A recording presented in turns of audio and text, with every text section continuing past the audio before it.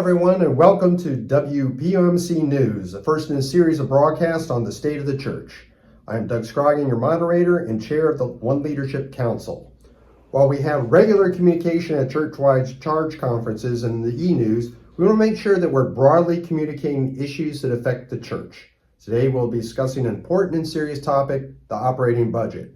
As a point of clarification, the operating budget is totally separate from the Raise the Roof campaign, which was for capital improvements like the preschool roof and the sanctuary AC. The operating budget is responsible for the day-to-day operation of the church, which keeps the doors open. For example, paying the electric bill, building insurance, staff salary, and other regularly recurring expenses. So let me introduce our guest. We have Gonzalez, who's head of our finance committee. Hello, everyone. Hello. And then Pastor Dr. Marta Burke, who everybody knows is our pastor. Hello. I want to welcome everybody. I'm so glad we are here and we're sharing the news and what things that are important. I want to tell you that I am blessed to be your pastor, and this is the news for all God's people. Okay. Al, can you explain what makes up the operating budget and with an overview of income and expenses? Sure, Doug. Our operating budget is an estimated projection created in January for what our income and expenses are going to be for the year. The majority of our income comes from pledges and giving. The expenses are made up of 6 major categories.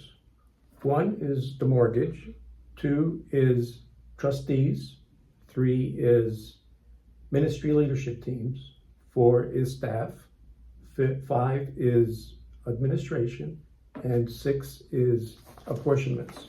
Now, the perfect budget, you would have income and expenses balance and be equal. That's not the case most of the time. In our particular case, in this year, it is not balanced. In January, we estimated that our approximate total income was going to be $720,000, and our expenses would be $900,000. As you can see, that there is the expenses are higher than the income. So we have a deficit of $180,000. Marta, do you have any concerns about that deficit? I surely have. I've been concerned.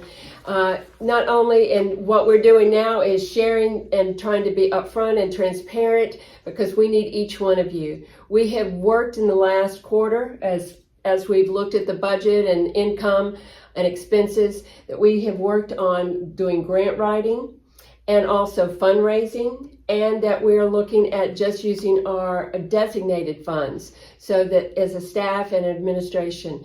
So we've tried very hard to cut back and see where we are and help that. But as we know, we need each one of you. I've been saying we need to pray about it, but put those prayers into action. Okay. And is the deficit a new situation, and what has the finance team been doing to address it? Well, Doug, we have been having a deficit for several years now, and but we've been lucky that we've had 2 government PP loans and an employee retention credit tax refund that we're able, and with that we were able to minimize the deficit in the last 2 or 3 years. With the concern this year with the current deficit that we have, in January, the Leadership Council put into action certain income increasing actions and then also reducing some expenses. And that has been going pretty well. So we are beginning the year with an anticipated $180,000, but because of these actions, I believe that we can probably anticipate now at the end of the year to have maybe only an $80,000 to $100,000 deficit. But we need to continue to help reduce that deficit.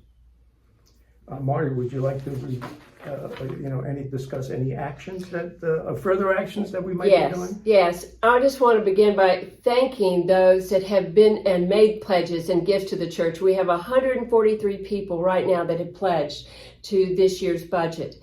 But I want to say that we need you. We need each one of you. If there were an additional 75 individuals that would give $55 a week, we could meet that deficit. If we continue our fundraising, we continue to look at grants, we continue to reach out to those and bring new people to Christ, and that as part of our commitment as members of Christ Church is we give our prayers, our presence, our gifts, our service, and our witness. And so with that we can make a difference. But we need you, each one of you. We need you to give, and we need you to get involved. Thank you, Pastor Marta, and now for everything you do and take us through the finances. I'm sure that everyone has questions, and you can either contact any of us about that, and let's try to pull together to solve this problem. Thank you, and stay tuned for the next WPUMC News.